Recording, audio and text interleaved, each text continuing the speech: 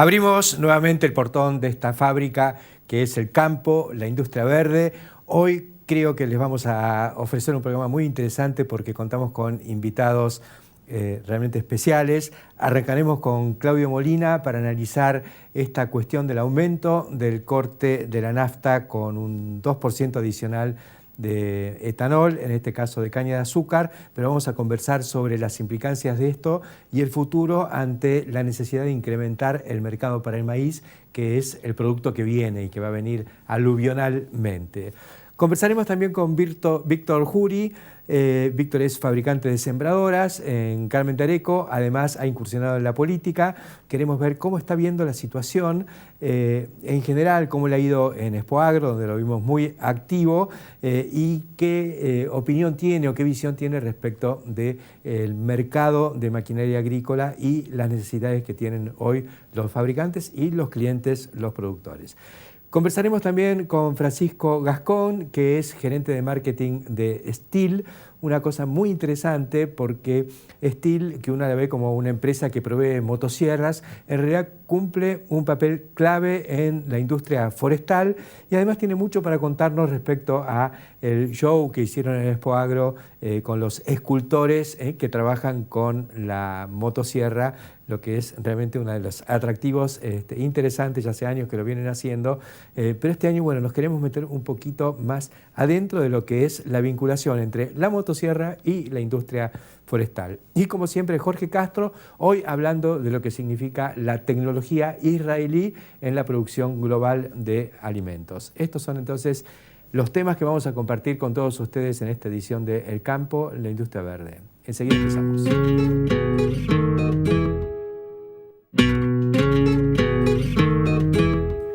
Iniciamos esta edición del Campo, la Industria Verde, con un tema que yo considero que es fundamental, que está vinculado a lo que va a ser la oferta argentina de maíz a mediano y largo plazo, además del corto plazo, porque ya la campaña que viene tenemos aquí, no sé si 7, 8, 10 o 15 millones de toneladas adicionales.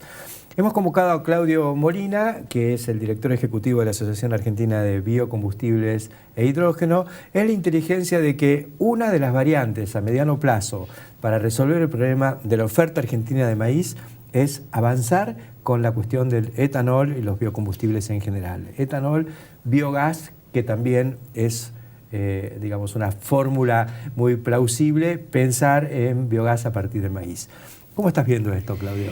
Hola, Héctor. Bueno, creo que el potencial es muy grande, pero esa palabra potencial los argentinos la venimos usando mucho, está muy machacada, ¿no? Siempre es potencial y no pocas veces presente. Sin embargo, en la industria de etanol podemos decir que hay mucho presente.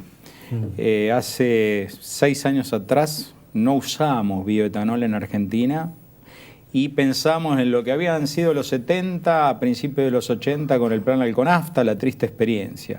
Todo esto se dio vuelta, se construyó un complejo de producción de bioetanol combustible muy importante y estamos ahora implementando un corte al 12% contenido de bioetanol en las naftas. Desde el 1 de abril. Desde abril, exactamente. Sí. Va a llevar un poquito a ordenar porque la medida vino muy sobre la marcha, si bien anunciada, pero formalmente se implementa ahora.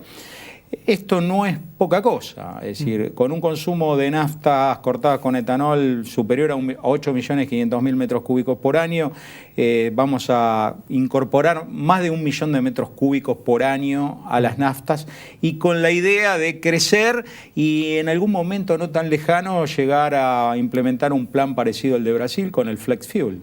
Eso significaría duplicar la demanda de etanol. Y en Brasil te diría que incluso más podría ser, porque en Brasil conviven 2 alternativas para el consumidor. La gasolina C, que tiene hasta un 27% de contenido de bioetanol, y el bioetanol hidratado, sí, con lo cual el consumidor elige en función del precio relativo, porque los vehículos que usan tienen motores homologados que pueden utilizar cualquier combustible, sea nafta cortada con etanol, etanol puro e inclusive GNC. Eso es el Flex. Exactamente, que Argentina los produce, los exporta, pero acá internamente todavía no están homologados. Esos motores vienen en los vehículos con un instrumental electrónico que permite detectar qué contenido de bioetanol tiene en el tanque, esa mezcla con naftas, y en función de eso adecua los parámetros de funcionamiento del vehículo. Es decir, que uno va cargando según donde esté o las ganas que tenga, más nafta común y más etanol,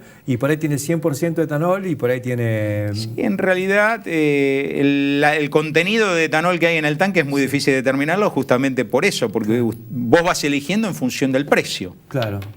Y hay una diferencia de precio importante. ¿Cómo determinan en Brasil, por ejemplo, qué te conviene cargar? Hay una regla que es el 70%. Si el bioetanol puro hidratado cuesta hasta un 70% del precio de la nafta, en general el consumidor elige el bioetanol. Sí. ¿Por qué? Porque se consume más bioetanol puro, tiene menor poder calórico. Yo alquilé una vez un auto y ves que baja. Exacto, esa es una contra, pero está la cuestión ambiental por sobre todo y la posibilidad de transformar materia prima que en otra forma sería muy difícil de utilizar, ¿no? La Argentina es deficitaria en naftas. En general, en condiciones normales sí, veníamos importando naftas, este año se ha reducido el consumo, el año pasado también, está más o menos equilibrado, tomando en cuenta que se incorporaron 800.000 metros cúbicos de bioetanol. Si no se incorporaron eso, es nafta que se va a importar. Es decir, que ahí hubo sustitución neta o lisa y llana de importaciones. Sí, no al 100%, podemos decir que las refinerías de petróleo operaron alrededor del 85 hasta un 90% de su capacidad instalada, con lo cual tendrían un poco de resto para aumentar la oferta interna de nafta. Sí. Pero en general, en una economía creciendo, tenemos un déficit en el abastecimiento de nafta comparando la producción local contra el consumo. Algunos sostienen, y yo sé que vos tenés muy claros los parámetros, de que finalmente el etanol no implica un beneficio ambiental en cuanto a reducción de emisiones de CO2. Bueno, esto ha sido toda una movida de muchos años atrás. Recordemos las enseñanzas del profesor Pimentel de la Universidad de Cornell en Estados Unidos. Yo creo que la tecnología superó cualquier análisis de ese tipo y quedó demostrado que el efecto invernadero es de origen antropogénico. Ante incluso una gran petrolera mundial radicada en Estados Unidos invirtió muchos millones de dólares para demostrar que este efecto invernadero era natural y no proveniente de la mano del hombre, y llegó a la conclusión que lamentablemente para ellos proviene de la mano del hombre.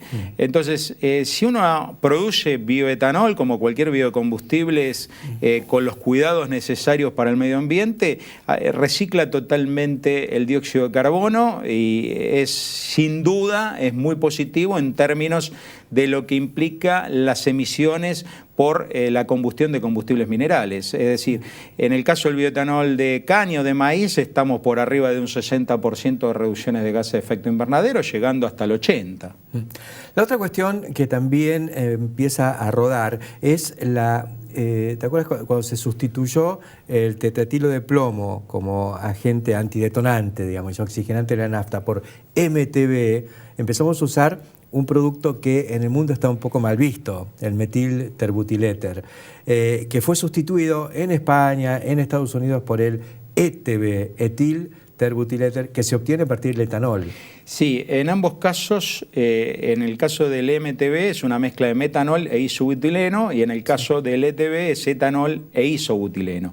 La primera restricción para el uso de MTB surgió en California, que siempre genera leading case en muchos sectores de actividad económica, inclusive en el automotriz.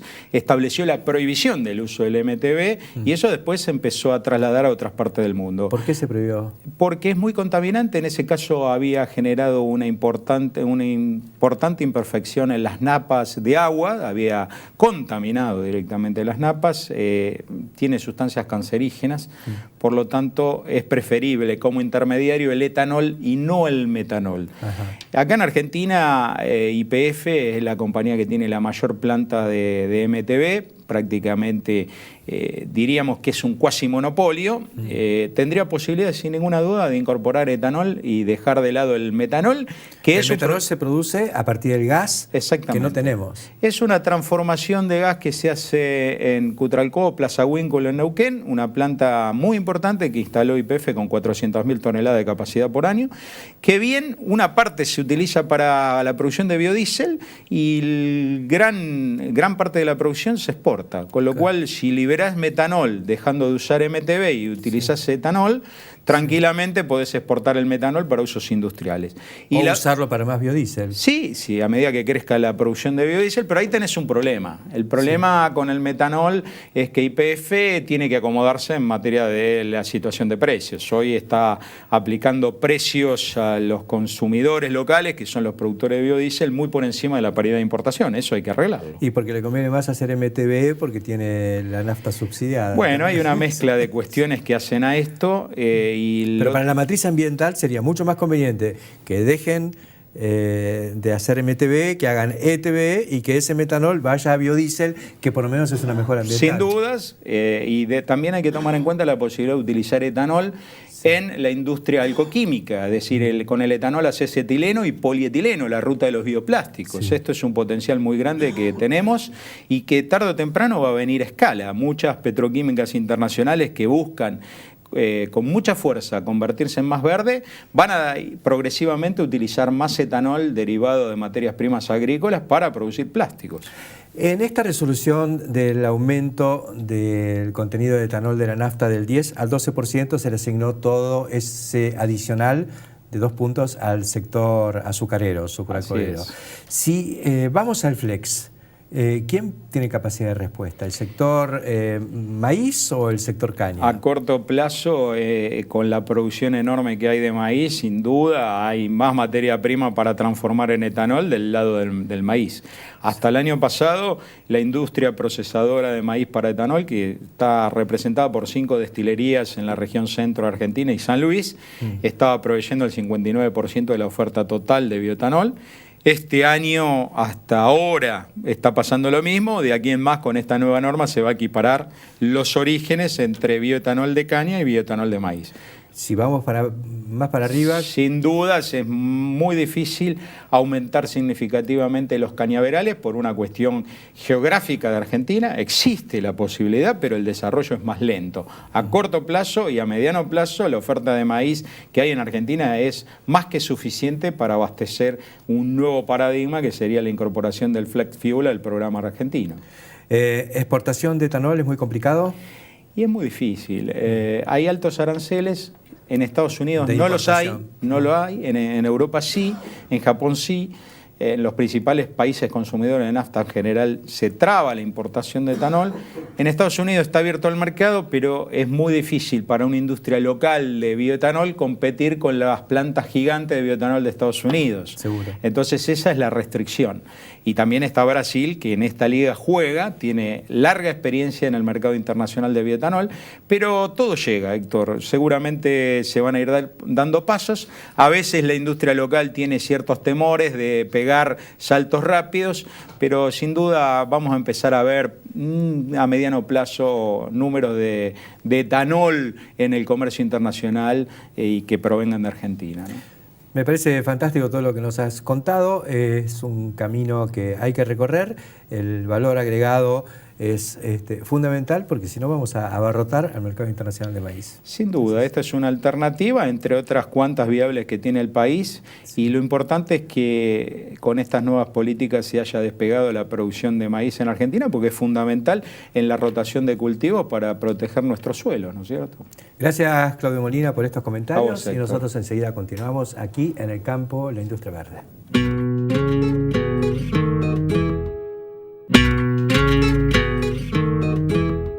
Continuamos en el campo La Industria Verde. Ahora hemos invitado a Víctor Yuri.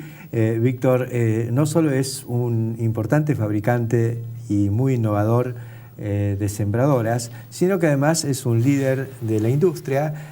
Ha incursionado con bastante éxito en política, yo diría muchísimo éxito por haber perdido la intendencia de Carmen de Areco por 40 votos. Es como que estabas ahí, sí. Digamos que iba con el partido Cambiemos. Sí, sí, por supuesto. Y hoy, bueno, con un espíritu remozado por lo que está pasando con la maquinaria agrícola, con cosas para contar, con algunas de cal, algunas de arena. Y bueno, queremos ver qué es lo que está pasando, ahora metido de lleno con tu fábrica y creo que vendiendo un poquito mejor que el año pasado. Sí, en principio te tengo que decir que yo todo lo que diga acá es desde el punto de vista, digamos, de una pyme, ¿no es cierto? Sí. Y yo me enfoco en eso. Yo soy de Cambiemos y yo voy a hacer, si algo en mí emana de alguna crítica, es para mejorar el sector, que creo que acá tenemos que trabajar todos, junto al presidente Macri, junto a la gobernadora y junto a todo el equipo de Cambiemos, porque es la forma de arreglar las cosas. Si todos decimos sí, Diego, nunca se va a arreglar. Yo pienso que hemos cambiado, ya nos dimos cuenta, a los 2 primeros meses, nosotros facturamos prácticamente lo que habíamos facturado en el 2015. Los 2 primeros meses son diciembre y enero. No, enero y diciembre. Enero y febrero. Es una cosa que no se puede creer. Sí. El cambio que hubo de expectativa, de la gente que se animó, que se lanzó a hacer compras. ¿Vendiste lo mismo que habías vendido en todo el 2015? Proporcionalmente te digo que sí. Por ahí, si podemos hilar fino, quizás no llego, pero proporcionalmente totalmente que sí. ¿Eso fue antes de Expoagro? Antes de Expoagro. Y Expoagro fue una explosión.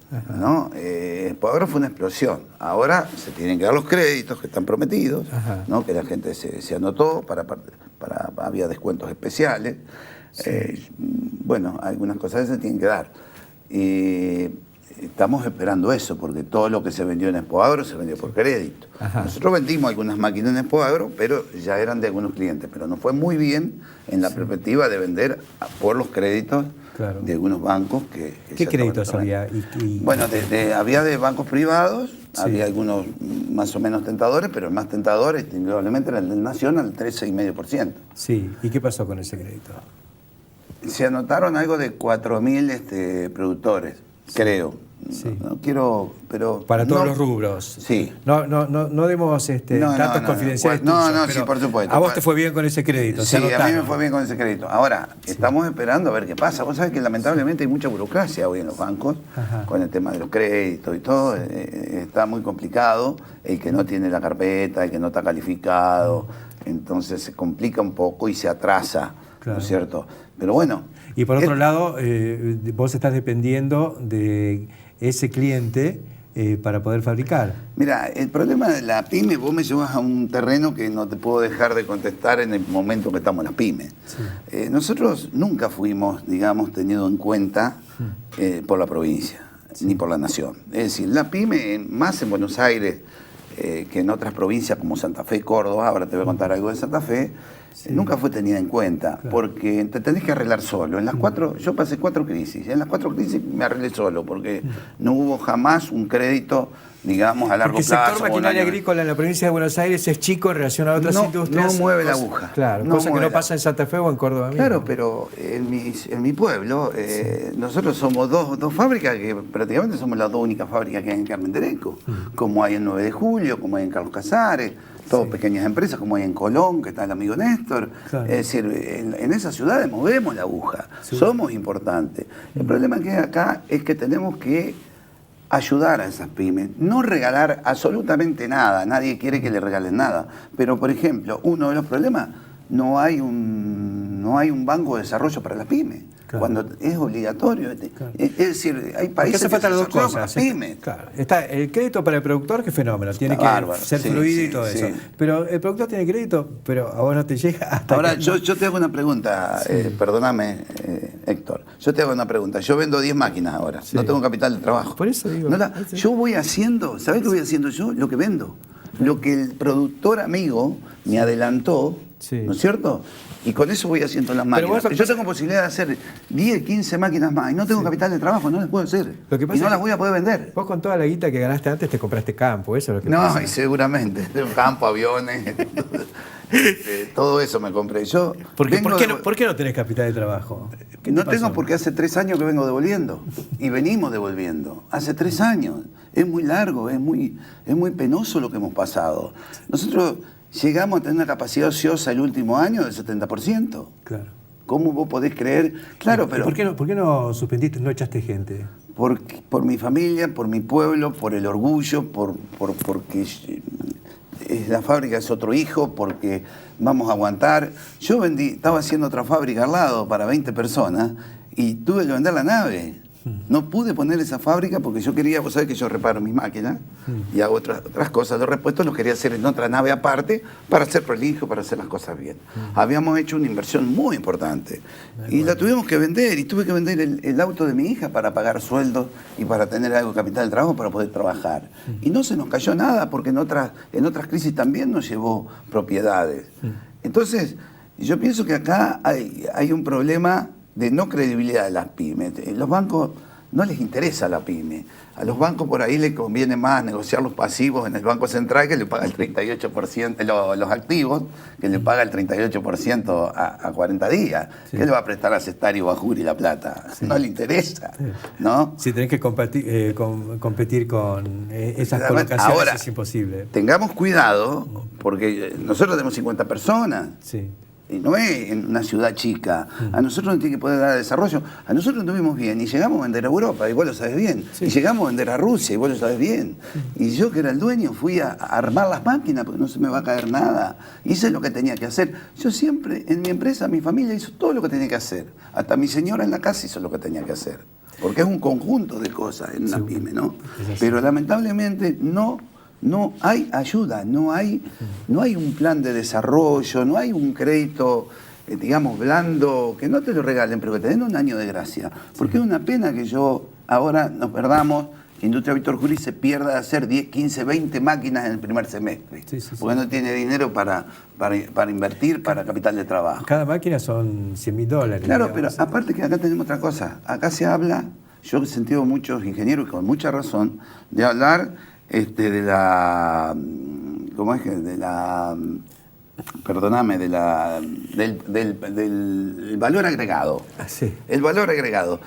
Mi máquina tiene 1000 horas hombres de valor agregado y tiene 850 productos, de productos semi-elaborados y elaborados. Mirá vos, si al material que viene, que te lo cobran bien cobrado, porque vos sabés que el acero no es regalado en este país, nosotros le damos, ¿no?, el valor agregado que le damos al acero. Convertís el acero en una máquina, y una máquina sofisticada como es esta sembradora. Bueno, ¿no? Ahora, por ejemplo, la pyme. Sí. Héctor, perdóname la vehemencia a veces que uno pone, pero uno es así. A la pyme le piden, no eche gente, no la echamos. Sí. Da tecnología, la damos. Sí. Ayuda a capacitar gente. Capacitamos gente, no bajen horas, no bajamos horas, pero señores, nosotros tenemos empresa, tenemos corazón y bolsillo. Seguro. ¿Y en Santa Fe qué pasa? En Santa Fe sacaron un plan de desarrollo para la industria, para las pymes. Sí. 1.200 millones. 1.200 millones. Santa Fe siempre se caracterizó por eso. Sí. 1.200 millones en los cuales le van a cobrar el 14%, 600 millones son destinados para las pymes. Y 400 para los parques industriales. ¿Quién lo pone? ¿La provincia? Lo pone la provincia. Acá tenemos al gobernador de Santa Fe, al ministro de la Producción de la provincia de Santa Fe, al intendente y al primer diputado nacional que tiene Santa Fe. Entonces, vos ves un esfuerzo mancomunado ahí. Yo sé que María Eugenia está trabajando mucho, que el presidente Macri está trabajando mucho, y nosotros estamos trabajando también. Porque la verdad que nosotros trabajamos en conjunto, nosotros pertenecemos a Magriba, vos sabés, es una cámara que se formó en la provincia de Buenos Aires, como en Santa Fe tienen las cámaras y en Córdoba también. Nosotros estamos formando un montón de ideas para llevarlas, para acercarnos, y yo obviamente estoy cerca del gobierno y voy a hacer todo lo posible, tengo el honor de ser muy amigo del doctor Salvador, del vicegobernador, y siempre estamos en contacto con los senadores también. Estamos trabajando en conjunto para ver si podemos solucionar estos problemas, porque lamentablemente los bancos, la banca, digamos, sería pública, ¿no? Sí. Es lamentable. Lo tengo que decir así. No la privada, no tanto, pero por ejemplo el Banco Provincia es una cosa que no se puede creer al punto que llegó. De burocracia. Burocracia y es decir, no te dan un mango, no te dan un peso. Es decir, en el año 2014 y en el 2015 ganaron 1.900 millones. Pero mientras nosotros andábamos llorando en los bancos para que nos den 100.000 pesos, el presidente del banco, el señor Marangoni, andaba por todos los canales de televisión dando clases de cómo se arreglaba. Es lo que tenía que haber hecho, ir a las empresas que están trabajando a ver qué necesitaban. ¿Entendés? Porque a nosotros riesgos, generalmente en 3 años de pérdida, no de empatarla, de perder, ¿qué balance podés tener? Negativo. Negativo. Bueno, nosotros no lo tuvimos negativo, lo tuvimos ahí, al filo. Entonces vos ya no podés sacar ni 10 pesos. Porque no tuviste ganancias, porque tu carpeta es mala. Nosotros cambiamos cheque al 15% mensual. Sí. Cuando vos le decís a un banquero, se agarra la cabeza y dice, no, ¿cómo va a hacer? ¿Y quiere que agache la gente? Impresionante. Está clarísimo todo tu planteo y me parece que esto tiene que llegar. Es un mensaje muy fuerte porque no viene de la oposición, viene del palo, viene de un tipo que está trabajando con la familia, con la pyme y me parece que... Y además con el mercado listo. Pero tenemos todo listo. Ahora, y déjame decirte otra cosa. Sí. Riesgos. Siempre te para riesgo en el banco a vos. Sí. Los de riesgo se sientan en una mesa como esta con café y media luna y dicen, no, este papel no, afuera. Te sacaron afuera. Los de riesgo, yo le digo a los economistas técnicos que vayan a las empresas. Si van a mi empresa y mi empresa no sirve, me dice, mire, Juri, vaya a hacer zapato usted o vaya a vender fruta, pero usted no sirve y no tiene un producto que pueda negociar. Ahora, si van a mi empresa, si riesgo va en la empresa de un empresario que hace 40 años que trabaja con el banco y que jamás tuvo un problema, sí, y ve la forma que estamos trabajando, cómo trabaja la gente, la capacitación, las normas ISO, las normas IRAN, toda la gente trabajando, produciendo, con robots, con tornos CNC. No, este flaco puede zafar. Y por ahí te analizan un poquito más. Está bien. Pero no, es una piedra. Riesgo tiene que salir a la calle. Riesgo no puede analizar en una mesa lo que es una empresa. Muchas gracias, Víctor Yuri, y supongo que este mensaje, que es muy fuerte, va a llegar a donde corresponde. Gracias por acompañarnos. Ojalá, porque nos hace falta. Es así. Enseguida continuamos.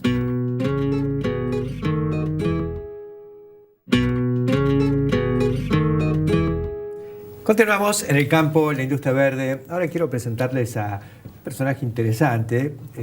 Nos conocimos en Expo Agro recientemente, donde había una maraña de escultores que trabajaban con motosierra. Acá estamos con el dueño de la motosierra, Francisco Gascón, gerente de marketing de Stihl, para que nos cuentes un poquito cómo fue esta movida en Expo Agro que atrapa a todo el mundo, porque la verdad que es un espectáculo cómo trabaja esta gente. Es un espectáculo distinto. Sí. Ya sería esta la sexta edición que lo venimos haciendo en Expo Agro. Sí. Todo esto empezó como un campeonato forestal que nosotros hacíamos de motosierristas en el norte. La idea era traer el trabajo del trabajador forestal que está día a día en el campo y no se lo ve porque es algo que está perdido dentro del monte, no es algo que la gente pueda ver. Entonces lo que hicimos fue crear un campeonato para llevarlo a los pueblos, mostrar cómo se trabajaba, las familias iban, participaban, la verdad que era algo bastante creativo. Y por ellos mismos surgió algo que es, ¿por qué no también hacer la parte de escultura con motosierra? Claro. Tomamos esta parte y esa parte es la que traemos hoy a Expo Agro. Creemos que es una forma divertida de traer la dinámica a la estática, seguro, mostrar a la gente algo distinto, que en pocas horas puedan ver como de un tronco, que nosotros dos lo podemos ver como algo redondo y de madera nada más, un escultor le ve algo adentro y ve cómo encontrarle algo y sacarle su corazón. Así que es algo bastante divertido para la gente y bueno, para nosotros nuestra forma de mostrar nuestros productos funcionando, que si no es algo bastante distinto, bastante difícil. La verdad que convertir a esa herramienta de trabajo en el buril de un escultor es extraordinario. Exacto. ¿Qué pasa con el negocio de la motosierra? En un país que ha cometido una especie de suicidio con su industria forestal. Exactamente, el negocio de la motosierra podemos dividirlo en tres: en la parte netamente forestal, sí, en la parte agropecuaria, que cada campo necesita una motosierra, y el usuario que está creciendo hoy más que nunca, que es el usuario ocasional, que compra una motosierra para podar una planta o algo así. En cuanto al usuario profesional, que me preguntás vos, hoy está pasando una situación bastante complicada. La industria forestal en Argentina no está muy bien. Ya hace unos cuantos años, podemos hablar desde la crisis de las hipotecas en Estados Unidos, que cayó bastante y después no se ha podido recuperar. Nosotros trabajamos bastante en conjunto con la Cámara de la Madera y están esperando que estos cambios de precios en el dólar que se reflejan hoy en día puedan llegar a tener algún golpe afuera que pueda volver a la exportación de madera. Nosotros producimos muchísima madera en Argentina, tenemos capacidad de producción mucho más. Hoy la industria mayor para la que se está usando la madera es para pasta de celulosa, pero hay mucha calidad de madera. Los productores argentinos son muy buenos, saben cómo trabajar. Los aserraderos. Exactamente. Hoy tenemos dividido entre el productor de la madera y el aserradero. Sí. Hoy el gran problema que tenemos es que los aserraderos chicos, que eran los que se dedicaban a la producción de madera para el mercado interno, casi están muriendo porque los aserraderos grandes, al no poder exportar, están volcando toda su producción al mercado interno. Entonces los chicos no tienen lugar para poder competir con esos costos. Sí. Si tomamos en cuenta que hay empleados directamente relacionados con la industria forestal en Misiones, Corrientes y Entre Ríos, hoy en día son alrededor de 40.000, es una situación complicada. Es una actividad que genera muchísimo empleo, desde la plantación de un monte, un bosque, hasta todas las podas y demás, y después Arrancamos con la producción del plantín, después la plantación, después el primer raleo, segundo raleo, hasta la cosecha. Tengamos en cuenta números promedios, ¿no? Dependiendo del tipo de árbol, pero estamos hablando de producciones o inversiones a 12, 15 años, ¿no? En el NEA, después en el sur, capaz que son muchos años. Sí. Pero la verdad que sí, que hablamos de algo que genera trabajo al instante, porque a partir del momento que se empieza la producción, siempre hay algo para hacer, y obviamente que está distribuido en muchos. Hoy hay muchos jugadores grandes, muy grandes, pero hay otros chicos que vienen creciendo. Corrientes, por ejemplo. Concordia, pero hoy en día la provincia de Corrientes en sí, creo que es la provincia con mayor potencial en la industria forestal. Hasta hoy siempre era Misiones, siempre íbamos atrás de Misiones. Hoy creo que Corrientes va a ser, dentro de unos años, el mayor productor de madera del país. Veremos cómo se sigue desarrollando, pero creo que tiene todo para crecer. Dependemos mucho del precio de exportación como para ver si es viable o no es viable, ¿no? ¿Y los precios internacionales van a ayudar o la complicación es el tipo de cambio? Yo creo que la complicación fue en los últimos años el tipo de cambio. O sea, hoy ya tenemos un tipo de cambio mucho más competitivo, entonces tendría que empezar a mejorar esto sí o sí. Obviamente la caída de Brasil, que como siempre dicen, estornuda, nosotros nos resfriamos. Y la falta de industria acá. Perdimos la primera ola de las grandes pasteras. Nos peleamos con Uruguay. Nos peleamos con Uruguay, nosotros tenemos cosas muy parecidas. Sí. Yo creo que tuvimos esa primera oleada, como decís vos, y como siempre nos hizo tal vez un trabajo más a largo plazo. Hoy creo que desde la Cámara se están haciendo otras cosas, se está mirando más a futuro, se está mirando mucho más desde el punto de vista ecológico, se está empezando a trabajar como se deberían trabajar hace años ya con normas FSC, de extracción seleccionada, pero todo eso lleva un tiempo. Eso también tiene que ver con la cuestión de la robotización o no robotización. En la medida en que vas a hacer un trabajo más fino, entra más la motosierra que ese robot que exactamente. El árbol. El robot o el cosechador forestal hoy está tomando el trabajo de entre 25 y 35 motosierristas, depende del trabajo que se esté haciendo. Obviamente impacta mucho sobre el empleo, pero es algo que no podemos retrasarnos, es algo que va a pasar. Seguro. Pero hay montes para ese robot y hay montes para el motosierrista. Entonces cada uno tiene su lugar, creo que no es uno contra el otro, sino que hay que buscarle por qué lado puede andar mejor uno, puede andar el otro. En los últimos años también tuvimos grandes problemas con los cosechadores forestales que estaban parados durante mucho tiempo por falta de repuestos o porque la industria estaba baja, entonces no justificaba poner a funcionar eso, que también viene de la mano que necesita gente muy capacitada. Claro. Y por lo tanto viene bien porque genera que el contratista tenga que capacitar al operario, tenga que darle mejores condiciones de trabajo, y es algo que se te viene trabajando en los últimos años. Todavía hay muchísimo para trabajar, ¿no? Pero se viene mejorando bastante. Las condiciones del empleado forestal todavía siguen siendo bastante malas, pero creo que ya se ha mejorado muchísimo y se está tendiendo a mejorar. Ya se sabe que hay que sanear todo eso. Se sabe que no hay alternativa. Se sabe que es algo que hay que hacerlo. Y que va a estar en el certificado. Exactamente, hace unos años se creó el registro del motosierrista, como un registro de conducir. El motosierrista tiene que tener su registro. Nosotros estamos ayudando a la certificación junto con AFOA y otras entidades forestales, y se está tendiendo a eso, a mirar mejores formas de trabajo ergonómico, mejores condiciones de trabajo dentro del ambiente de descanso del motosierrista. Creo que tenemos que seguir mirando y profundizando muchísimo más eso para que esta sea una industria sustentable en todos sus aspectos, desde la siembra, proteccionismo, cómo se trabaja un monte y cómo se trabaja el operario que está trabajando dentro de ese monte. Muchas gracias, Francisco Gascó, gerente de marketing de Stihl, la empresa que provee motosierras para esta industria tan interesante. Y bueno, la hemos visto desde el arte, desde la escultura, hasta la corteza dura que cortan estas motosierras. Muchísimas gracias. Muchas gracias a vos, Héctor. Y nosotros enseguida continuamos.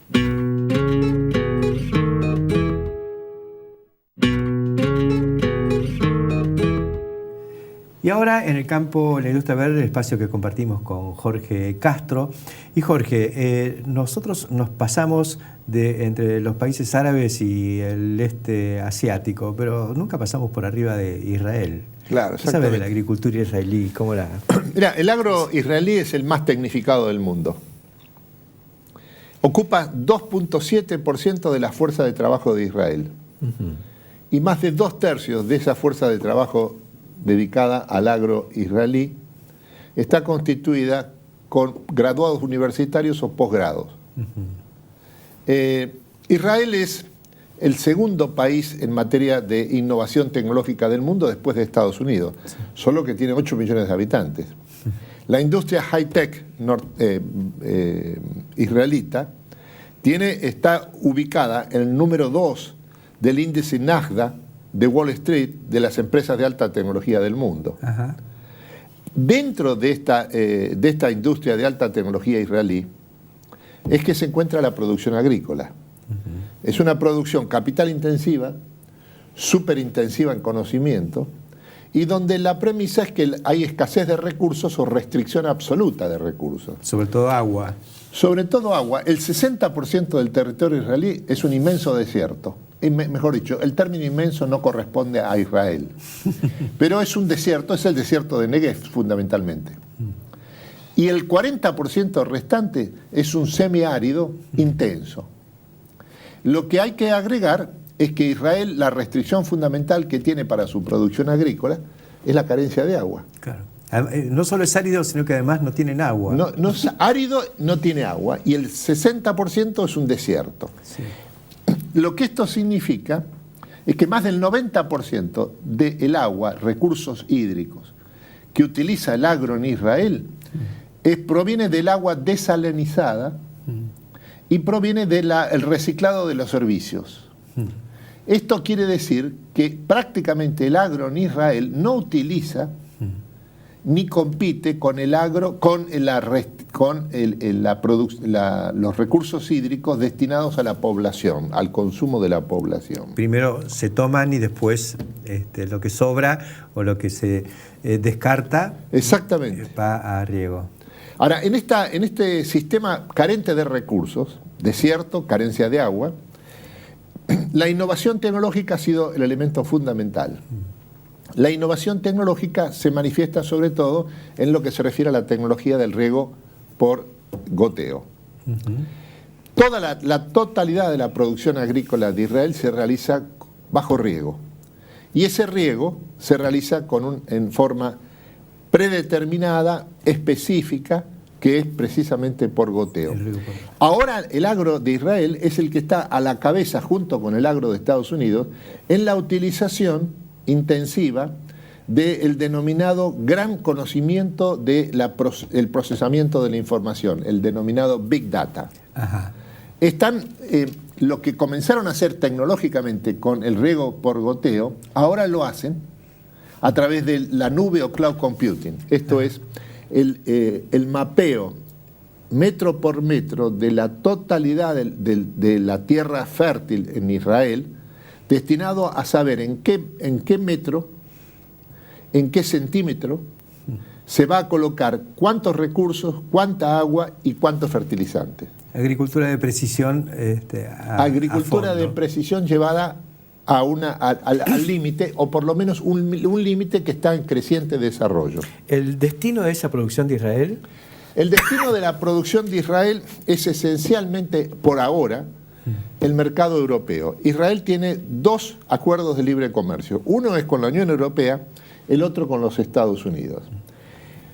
La producción agroalimentaria y agrícola en general israelí se dirige al mercado europeo en en 2/3. Y en este sentido, este mercado, ante todo, es frutas y hortalizas contra estación.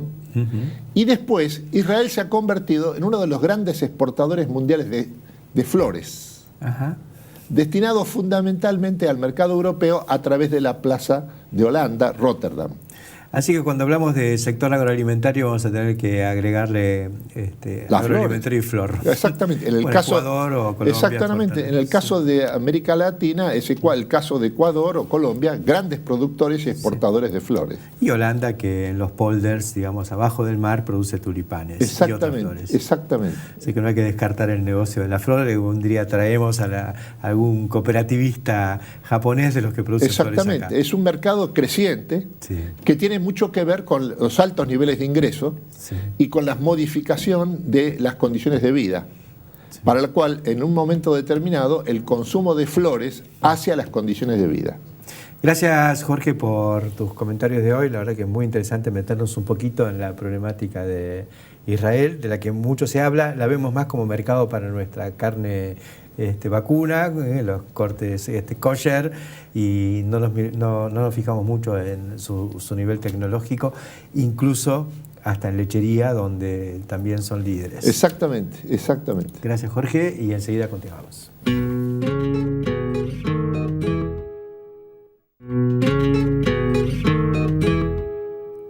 Voy a retomar como colofón de esta edición del Campo en la Industria Verde lo que conversábamos con Claudio Molina respecto a el mayor uso necesario del maíz, un producto en el que somos grandes productores y lo vamos a hacer todavía más en función de las nuevas condiciones que se han planteado con la eliminación de las retenciones, las restricciones a la exportación, la plena apertura al mercado internacional y la mejora del tipo de cambio con la salida del cepo.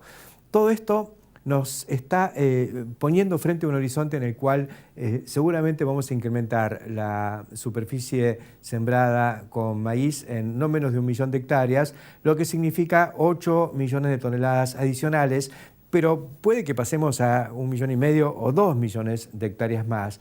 Puede que pasemos a un ciclo de trigo, que se va a sembrar mucho más también este año, más maíz tardío o maíz de segunda.